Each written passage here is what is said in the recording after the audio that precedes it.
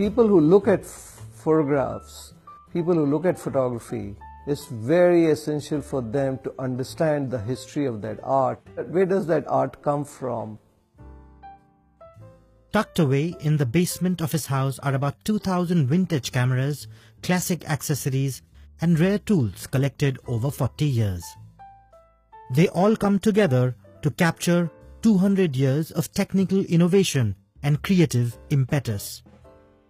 As an analog photographer and as a student of history, I felt it's very important to understand the history of things, objects, systems, processes. How did they evolve? Because I'm always curious to learn about these things. Large format cameras, glass plates, slow shutters, no shutters, including the processes, the slow processes, the gum bichromates, the salt prints, the egg albumin prints, the cyanotype prints, they are the markers of history. They are the markers of the history of photography.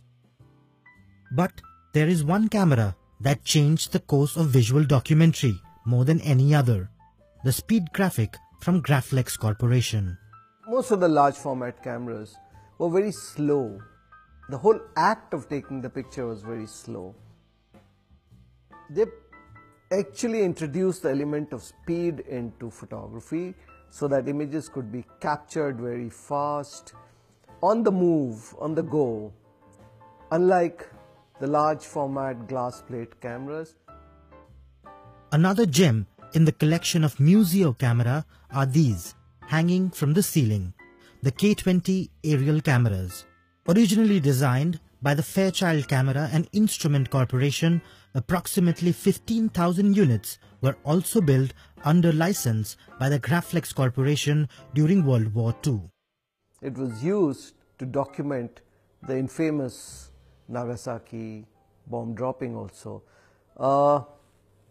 This camera had a 4x5 film roll, 100 feet roll. This camera is actually housed in a vacuum chamber so that the film remains aligned and straight to the film plane. Otherwise, most of the military aircraft those days, even now, they're non-pressurized. Another marvel of engineering was this miniature camera called Minox. It truly was the industry's pocket-sized dynamite.